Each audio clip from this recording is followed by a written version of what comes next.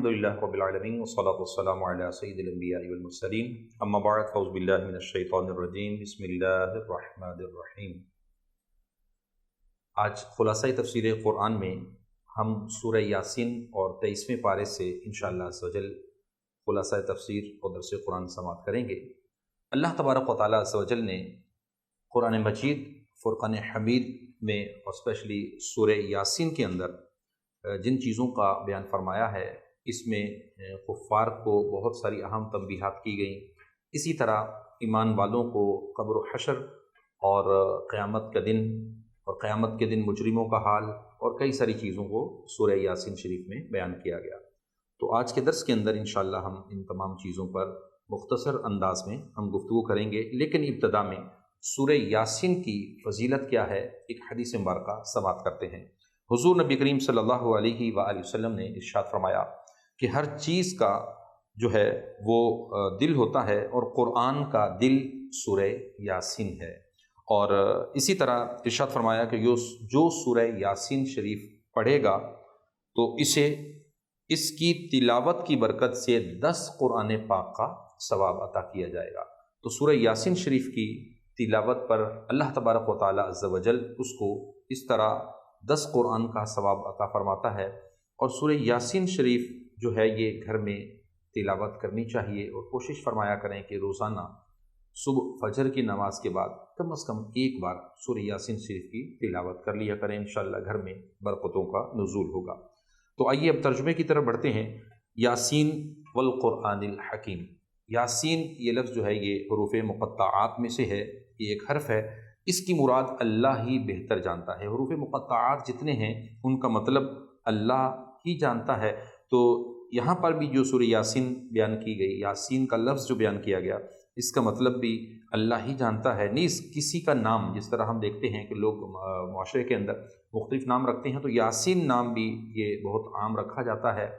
حالانکہ علماء یاسین اور طٰہٰ نام رکھنے سے منع کرتے ہیں، اور بعض علماء کا نزدیک یہ دونوں نام اللہ تعالیٰ عز و جل کے لیے ایسے نام ہیں کہ جن کا معنی معلوم نہیں، اور کیا عجب کہ ان کے وہ معنی ہوں جو غیر اللہ پر صادق نہ آ سکیں، اس لیے ان کو منع کرتے ہیں۔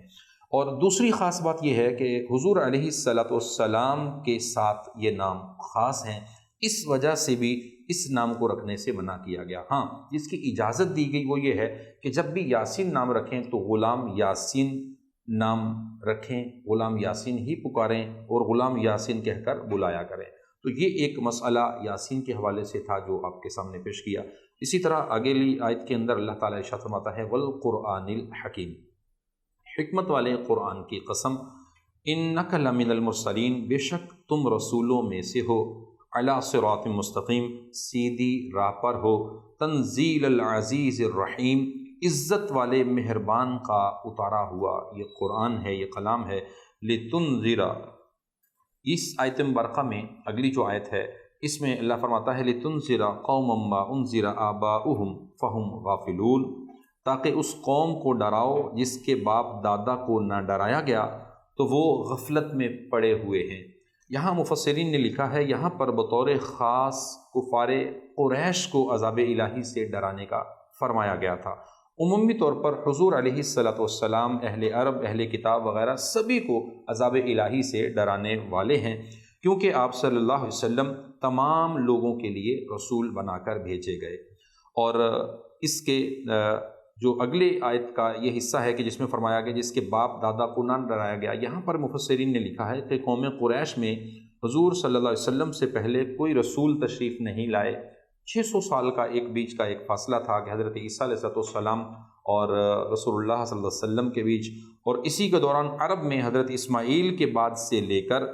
حضور علیہ السلام تک کوئی رسول نہیں لائے، جبکہ اہل کتاب کے پاس حضرت عیسیٰ علیہ السلام کے بعد سے لے کر حضور علیہ السلام تک کوئی رسول نہیں آئے۔ تو یہ دو حصے ہیں، حضرت عیسیٰ علیہ السلام جو آئے اپنی قوم کی طرف، اور حضرت نبی کریم صلی اللہ علیہ وآلہ وسلم تک جو قریش جو قوم تھی، ان کے جو باپ دادا اور پورا یہ ایک خاندان چلتا آ رہا تھا، جو قریش کا قبیلہ چلتا آ رہا تھا، ان کی طرف کوئی نبی نہیں آئے اور رسول اللہ صلی اللہ علیہ وسلم تشریف لائے۔ تو آپ جب تشریف لائے تو آپ نے آ کر اللہ تعالیٰ عز و جل کا ڈر سنانا شروع کیا۔ تو سورہ یاسین کے اندر ابتدائی انہی چیزوں کا بیان ہے۔ اگلی آیت میں فرمایا لَقَدْ حَقَّ الْقَوْلُ عَلَىٰ أَكْثَرِهِمْ فَهُمْ لَا يُؤْمِنُونَ، بے شک ان میں اکثر پر بات ثابت ہو چکی تو وہ ایمان نہ لائیں گے۔ تو یہ ان لوگوں کی بات ہے جس میں جو ایسے کفار کہ جن کا ایمان نہ لانا اللہ تبارک و تعالیٰ عز و جل نے ثبت فرما دیا اور وہ ایمان نہیں لائے۔ اِنَّا جَعَلْنَا فِي أَعْنَاقِهِمْ أَغْلَالًا فَهِيَ إِلَى الْأَذْقَانِ فَهُمْ مُقْمَحُونَ، ہم نے ان کی گردنوں میں طوق ڈال دیے ہیں تو وہ ٹھوڑیوں تک ہیں، تو وہ اوپر کو منہ اٹھائے ہوئے ہیں۔ ان کی اس جو ہے انداز کو یہاں پر بیان کیا گیا کہ جب وہ ایمان نہیں لائے تو ان کے لیے طوق ہیں، اور وہ اس عذاب اور اس چیز کی طرف یہاں پر یہ اشارہ اور بعض چیزوں میں واضح طور پر اس کو بیان کر دیا گیا۔ وَجَعَلْنَا مِن بَيْنِ أَيْدِيهِمْ سَدًّا وَمِن خَلْفِهِمْ سَدًّا فَأَغْشَيْنَاهُمْ فَهُمْ لَا يُبْصِرُونَ، اور ہم نے ان کے آگے دیوار بنا دی اور ان کے پیچھے بھی ایک دیوار بنا دی، پھر انہیں اوپر سے بھی ڈھانک دیا تو انہیں کچھ دکھائی نہیں دیتا۔ یہاں مفسرین نے فرمایا ہے جیسے کسی شخص کے سامنے دیوار ہو، اس کو سامنے نظر نہیں آتا، دائیں دیوار ہو دائیں نظر نہیں آتا، بائیں دیوار ہو بائیں نظر نہیں آتا، گویا کہ چاروں طرف سے رستہ بند ہو تو اس کو کچھ سمجھ نہیں آتا۔ اسی طرح کفار کا حال یہ ہے، ہر طرف سے ایمان کی راہ ان کو بند کر دی گئی۔ جب ایمان کی راہ ان کے سامنے بند کر دی گئی تو دنیا کے غرور کی دیوار نے ان کے پیچھے آخرت کے جھٹلانے اور جہالت کی قید میں وہ بند ہو گئے، اسی میں قید ہو کر رہ گئے، جس کی وجہ سے آیات قرآنی پر غور و فکر کرنا انہیں میسر ہی نہیں آتا تھا، وہ غور و فکر کرتے ہی نہیں تھے، اور ازلی کفار پر ہدایت اور ایمان کے دروازے بند ہو چکے۔ اب جو ہے وہ معاذ اللہ کفر کے اندر، تکبر کے اندر، عناد میں، سرکشی میں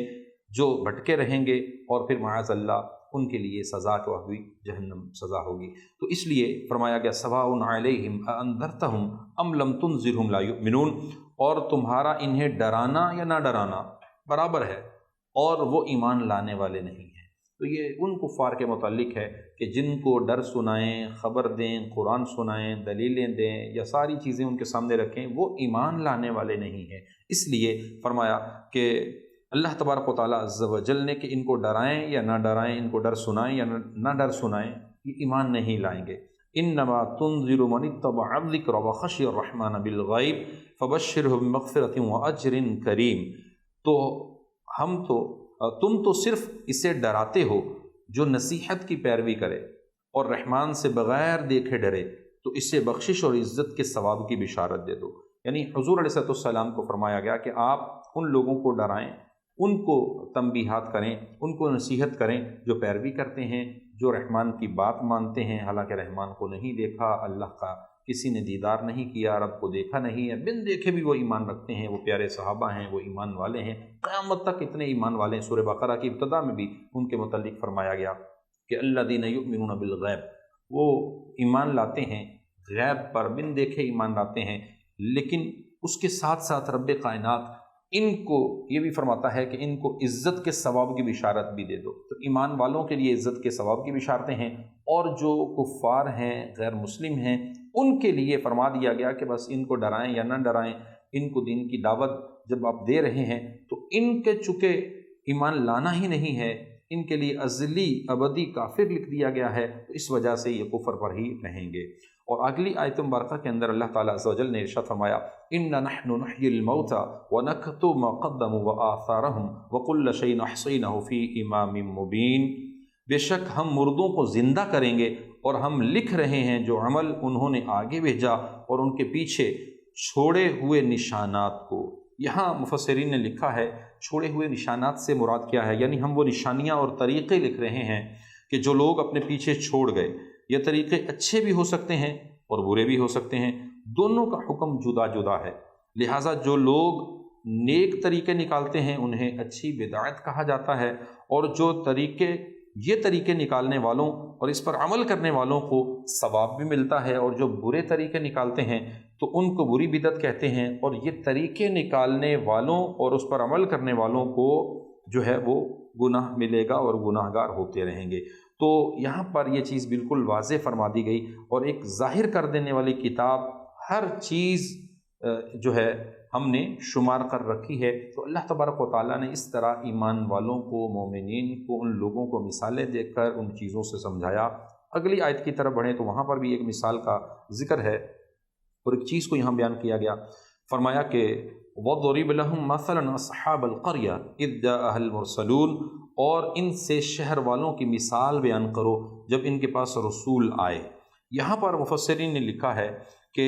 اللہ تبارک و تعالیٰ عز و جل نے ایک واقعے کی طرف اشارہ فرمایا کہ جب ایک شہر والوں کی مثال دے کر جو ہے بیان کیا کہ ان کے پاس رسول آئے، تو اگلی آیت کی طرف بڑھیں تو اس میں بیان کیا گیا، فرمایا اذ ارسلنا الیہم اثنین فکذبوہما فعززنا بثالث فقالوا انا الیکم مرسلون، جب ہم نے ان کی طرف 2 رسول بھیجے پھر انہوں نے ان کو جھٹلایا، ہم نے تیسرے کے ذریعے مدد کی تو ان سب نے کہا بے شک ہم تمہاری طرف بھیجے گئے ہیں۔ قالوا ما انتم الا بشر مثلنا وما انزل الرحمن من شیء ان انتم الا تکذبون، لوگوں نے کہا تم تو ہماری جیسے آدمی ہو، بشر ہو، اور رحمان نے کوئی چیز نہیں اتاری، تم صرف جھوٹ بول رہے ہو۔ اب یہاں پر مفسرین نے فرمایا کہ اس سے معلوم ہوا کہ اپنے جیسا بشر کہنا یہ کفار کا طریقہ تھا کہ نبی آئے، انہوں نے ایک دعوت دین دی، ایک پیغام دیا، تو آگے سے انہوں نے کہا کہ آپ بھی تو ہماری طرح بشر ہو، آپ بھی تو ہماری طرح انسان ہو۔ تو یہ جو انداز ہے کہ انبیاء کو بشر کہنا، انبیاء کو اپنے جیسا معاذ اللہ کہنا، یہ تو کفار کا طریقہ تھا۔ ایمان والے تو اس میں درجات کی، فضیلت کا فرق کرتے ہیں، اور عام امتی اور نبی میں تو بہت بڑا فرق ہے۔ حالانکہ قرآن مجید فرقان حمید کے اندر تو یہاں تک فرمایا گیا کہ تلک الرسل فضلنا بعضهم علی بعض، بعض رسولوں کو بعض پر فضیلت دی،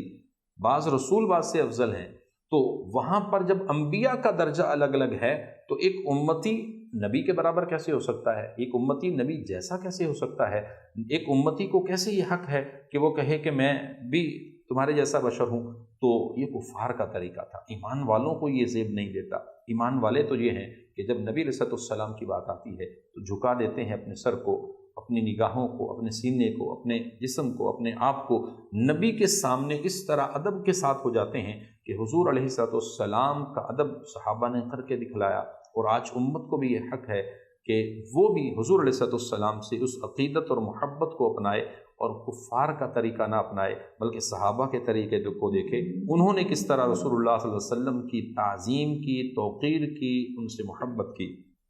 اگلی آیت میں فرمایا قالوا ربنا یعلم انا الیکم لمرسلون وما علینا الا البلاغ المبین، رسولوں نے کہا ہمارا رب جانتا ہے کہ بے شک ضرور ہم تمہاری طرف بھیجے گئے ہیں اور ہمارے ذمہ صاف صاف تبلیغ پہنچا دینا ہے۔ اگلی آیت مبارکہ میں اللہ تبارک و تعالیٰ عز و جل نے ارشاد فرمایا وَمَا لِيَ لَا أَعْبُدُ الَّذِي فَطَرَنِي وَإِلَيْهِ تُرْجَعُونَ، اور مجھے کیا ہے کہ میں اس کی عبادت نہ کروں جس نے مجھے پیدا کیا اور اسی کی طرف تم لوٹائے جاؤ گے۔ یہاں مفسرین نے لکھا کہ قوم کے اعتراض کرنے پر مرد مومن نے کہا اس مالک حقیقی کی عبادت کیوں نہ کروں کہ جس نے مجھے پیدا کیا اور جس کی طرف لوٹ کر سب کو جانا ہے۔ مرد مومن کے حکیمانہ جواب سے ظاہر ہوا کہ واعظ نصیحت میں ایسا انداز ہو کہ جس سے سامنے والا غور و فکر کرنے پر مجبور ہو جائے، نہ کہ مخالفت پر اتر آئے۔ اور اگلی آیت کے اس حصے میں جو بیان فرمایا اتخذ من دونہ آلہۃ ان یردنی الرحمن بضر لا تغن عنی شفاعتہم شیئا ولا ینقذون، تو کیا میں اللہ کے سوا اور معبود بنا لوں کہ اگر رحمان مجھے کوئی نقصان پہنچانا چاہے تو ان کی سفارش مجھے کوئی نفع نہ دے۔ یہاں پر مفسرین نے ایک چیز کو بیان فرمایا کہ کفار کے جھوٹے معبود وغیرہ کسی کی شفاعت نہ کر سکیں گے، کیونکہ جبکہ اللہ تعالیٰ عز و جل کے محبوب بندے انہیں اذن شفاعت مل چکا ہے، وہ ضرور شفاعت کریں گے۔ تو کفار اور مختلف لوگ یہ انداز اپناتے تھے، جس وجہ سے اللہ تعالیٰ نے یہاں پر اس چیز کو بیان فرمایا۔ اور آج بعض مسلمان بھی اپنے آپ کو کہنے والے کہ جو ہم اپنے آپ کو مسلمان کہتے ہیں، تو معاذ اللہ شفاعت کے حوالے سے جن کا عقیدہ درست نہیں ہوتا، وہ قرآن کی ان آیتوں کے ان حصوں کو جو بتوں کے بارے میں یا کفار کے بارے میں نازل ہوئی ہیں، ان کو اس انداز میں بیان کرتے ہوئے کہ لا تغنی عنی شفاعتہم شیئا، تو ان کی سفارش کوئی نفع نہیں دے گی، تو وہ حالانکہ بات کس ٹاپک پہ ہو رہی ہے، کن کے متعلق ہو رہی ہے، وہ کیا کرتے ہیں کہ ان آیتوں کو، ان کے حصوں کو، چھوٹے چھوٹے حصوں کو کاٹ کر اولیاء پر، نیک لوگوں پر، صالحین پر، انبیاء کے متعلق اس کو بیان کر کے لوگوں کو انبیاء اور نیک لوگوں سے دور کرتے ہیں۔ اللہ کے قرآن کو ہمیں سمجھ کر پڑھنا چاہیے، احکامات الہیہ کو سمجھ کر پڑھنا چاہیے، شریعت کو سمجھنا چاہیے، اور دین کو جب سمجھیں گے، شریعت کو سمجھیں گے، تو انشاءاللہ اس طرح کے اوہام پیدا نہیں ہوں گے جو گمراہی کی طرف لے جائیں، اور نہ وہ مجھے بچا سکیں گے۔ یہ اس آیت کے اندر جو فرمایا ولا ینقذون، اور نہ وہ مجھے بچا سکیں گے، تو یہ ان کا ہی یہ کہنا تھا کہ کوئی سفارش کسی کی نہیں ہوگی، کوئی شفاعت نہیں کر سکے گا اور نہ کوئی بچا سکے گا۔ حالانکہ قرآن مجید فرقان حمید کے اندر واضح طور پر بیان فرما دیا کہ انی اذا لفی ضلال مبین، بے شک جب تو میں کھلی گمراہی میں ہی ہوں گا۔ کیا بیان کیا گیا کہ جو اللہ تبارک و تعالی عز و جل نے یہاں پر ان لوگوں کو یہاں تنبیہ کی کہ کفار کے جھوٹے معبود اور یہ مختلف لوگ جو اس طرح کی گفتگو کرتے ہیں، ان کے لیے یہ احکام ہیں۔ انی آمنت بربکم فاسمعون، بے شک میں تمہارے رب پر ایمان لایا، تم میری بات سنو۔ مرد مومن کا اعلان اور ایمان یہ ہے کہ وہ صرف یہ بات کرتا ہے بے شک میں تمہارے رب پر ایمان لایا، میں اللہ پر ایمان رکھتا ہوں۔ تو اللہ تبارک و تعالی عز و جل کے احکام کو بیان کرنا، حضور نبی کریم صلی اللہ علیہ وآلہ وسلم نے شریعت مطہرہ کو صحابہ پر، دین اسلام کو، قرآن کو صحابہ پر بالکل واضح طور پر بیان فرما دیا۔ اور اسی طرح قرآن مجید فرقان حمید کی اگلی آیات کو پڑھتے ہیں تو اس میں بہت ساری اور چیزوں کو واضح طور پر بیان کیا گیا، جیسا کہ فرمایا قیل ادخل الجنہ قال یا لیت قومی یعلمون، اس سے فرمایا گیا کہ تو جنت میں داخل ہو جا، تو اس نے کہا اے کاش میری قوم جان لیتی، بما غفر لی ربی وجعلنی من المکرمین، جیسی میرے رب نے میری مغفرت کی، مجھے عزت والوں میں شامل کیا۔ اب یہاں پر جو ارشاد فرمایا گیا کہ مرد مومن کی شہادت کے بعد عزت و اکرام کے طور پر فرمایا جائے گا کہ تو جنت میں داخل ہو جا، تو جب وہ جنت میں داخل ہوا تو وہاں نعمتیں دیکھ کر یہ تمنا کی اے کاش قوم کو معلوم ہو جاتا، لوگوں کو یہ پتہ چل جاتا کہ اللہ تعالیٰ عز و جل نے مجھے بخش دیا، میری بہت عزت افزائی کی گئی، مجھے انعامات سے نوازا گیا۔ تو اس میں ہر مومن اور خصوصاً مبلغ کے لیے نصیحت ہے کہ وہ لوگوں کی جو ہے دشمنی، مخالفت کی طرف توجہ نہ دے۔ جو دین کا کام کرتا ہے، امر بالمعروف کرتا ہے، نہی عن المنکر کرتا ہے، جو لوگوں کی اصلاح کے لیے بات کرتا ہے، جو خیر خواہی کے لیے بات کرتا ہے، تو یاد رکھیے گا ہمیشہ جب بھی کوئی خیر خواہی کا کام شروع کرے گا تو اس کی مخالفت بھی کی جائے گی، شیطان بھی اس کو ورگلائے گا اور اس کے لیے مشکلات بھی ہوں گی، سارے معاملات اس کے لیے کھڑے ہوں گے۔ لیکن اگر وہ دین پر ڈٹا رہا، وہ اپنے اس کام پہ لگا رہا، تو رب کائنات اس کو دنیا اور آخرت میں دونوں جگہ بہترین جو ہے وہ اجر عطا فرمائے گا۔ تو سورہ یاسین شریف کو جب ہم پڑھتے ہیں تو اس کے اندر کئی ساری آیات ہیں جو بندوں کو تنبیہات بھی کرتی ہیں اور اللہ تبارک و تعالیٰ عز و جل کے قدرت کے دلائل کو بیان کرتی ہیں۔ لیکن اگر ہم اس کو اور آگے جا کر ان میں سے چند ان آیات کی طرف غور کریں کہ جس میں رب کائنات نے کل میدان محشر کے اس نقشے اور اس کی مختلف چیزوں کو ذکر کیا ہے کہ جس کے متعلق رب تعالیٰ عز و جل فرماتا ہے وَنُفِخَ فِي الصُّورِ فَإِذَا هُم مِّنَ الْأَجْدَاثِ إِلَىٰ رَبِّهِمْ يَنْسِلُونَ، اور سور میں پھونک ماری جائے گی تو اسی وقت وہ قبروں سے اپنے رب کی طرف دوڑتے ہوئے چلے آئیں گے۔ یہاں پر ایک چیز واضح بیان کی گئی کہ کل قیامت کا جب وقت ہوگا تو اس وقت کیا ہوگا کہ میدان محشر جب لگے گا تو سور پھونکا جائے گا تو لوگ قبروں سے نکلتے ہوئے آئیں گے۔ اب یہاں پر یہ چیز ذہن میں رکھیں کہ ہمارا ایمان ہے، ہمارا عقیدہ ہے کہ ہر شخص نے جس کو رب تعالیٰ عز و جل نے زندگی دی ہے، تو کل جب قیامت کا دن ہونا ہے اس وقت تمام کے تمام وہ لوگ میدان محشر کی طرف اٹھیں گے۔ تو جو آج عقیدہ نہیں رکھتے وہ بھی اٹھیں گے اور جو عقیدہ رکھتے ہیں وہ بھی اٹھیں گے، تو اس وقت پھر تمام حساب و کتاب ہوں گے، اور اس حساب و کتاب کے اندر پھر دیکھیں کہ لوگ جب وہ سارے معاملات کو دیکھیں گے تو اب کہیں گے کہ یہ کیا ہوا، یہ وعدے کا دن آ گیا۔ لیکن وہاں پر واضح طور پر ایک چیز آ جائے گی، فرمایا کہ فَالْيَوْمَ لَا تُظْلَمُ نَفْسٌ شَيْئًا وَلَا تُجْزَوْنَ إِلَّا مَا كُنْتُمْ تَعْمَلُونَ، تو آج کسی جان پر کوئی بھی کچھ بھی ظلم نہ ہوگا، بلکہ وہ تمہیں تمہارے اعمال ہی کا بدلہ دے گا اور بدلہ دیا جائے گا۔ تو یوں اس دن ایک ایک چیز بالکل واضح ہو جائے گی، اور بروز قیامت مجرموں کو، ایمان والوں کو، سب کو الگ الگ کر دیا جائے گا۔ کیسے حکم ہوگا؟ وَامْتَازُوا الْيَوْمَ أَيُّهَا الْمُجْرِمُونَ، اور کہا جائے گا اے مجرموں آج الگ الگ ہو جاؤ۔ یہاں مفسرین نے بیان کیا ہے کہ جس دن مومن جنت کی طرف روانہ کیے جائیں گے اس وقت کفار سے کہا جائے گا کہ الگ ہٹ جاؤ، مومنین سے الگ ہو جاؤ۔ دوسری یہ کہ کفار کو یہ حکم ہوگا کہ الگ الگ جہنم میں اپنے اپنے مقام پر چلے جاؤ۔ تیسرا یہ مفسرین نے لکھا، فرمایا قیامت کے دن مجرموں کو ایک دوسرے سے الگ الگ کر دیا جائے گا، جیسا کہ یہودی ہیں، عیسائی ہیں، مجوسی ہیں، ستارہ پرست ہیں، ہندو ہیں، ہر طرح کے مختلف الگ لوگوں کو جس کا جو الگ الگ مذہب اور غیر مسلم ہونے کے اعتبار سے ان کے الگ الگ عقائد ہوں گے تو ان کو الگ الگ کر دیا جائے گا۔ تو بروز قیامت جو ہے وہ اللہ تبارک و تعالیٰ عز و جل اس طرح لوگوں کی سرزنش فرمائے گا، اور اس وقت پھر کوئی اور چارہ نہیں ہوگا، بلکہ صرف اور صرف ایک چیز ہوگی، مجرموں کے لیے جہنم کا داخلہ ہوگا۔ تو آج ایمان والوں کو بھی سورہ یاسین کی ان آیات کو نہ صرف سمجھنا ہے، پڑھنا ہے، اور پڑھ کر سمجھ کر اس پر عمل کرنا ہے، اور اپنی دنیا اور آخرت کو بہتر بنانے کی کوشش کرنی ہے۔ تو اگلی آیت کے اندر جو ایک اور مقام پر فرمایا گیا، ہَٰذِهِ جَهَنَّمُ الَّتِي كُنتُمْ تُوعَدُونَ، یہ ہے وہ جہنم جس کا تم سے